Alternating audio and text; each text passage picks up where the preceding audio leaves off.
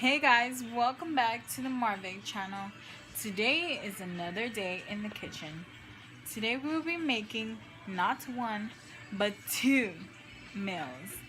It will be spaghetti and ground beef tostadas. So let's get it started. Alright guys, these are our ingredients for the ground beef tostadas.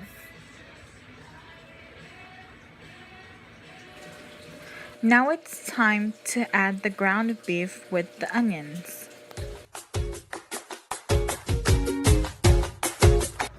Alright guys, time to season the ground beef tostadas.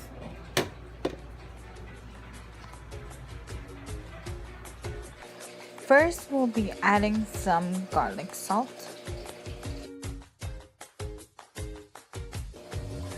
black pepper, sea salt, oregano, ground cumin, minced garlic, Vallarta seasoning, mixed vegetables.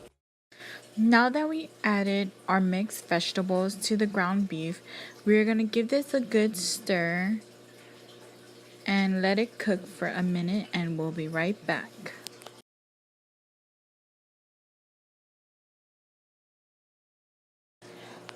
We are back and we are adding in the El Pato sauce. We are just going to give this a very good stir, mix it all up with the ground beef. And what I'm doing here is showing you guys how awesome this pot is. And you could cook anything and everything in this.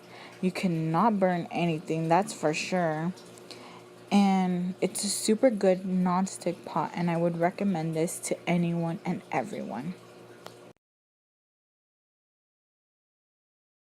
And now, bam! It's cooked. Our ground beef tostadas. Now that our ground beef is done, we are now preparing our tostada.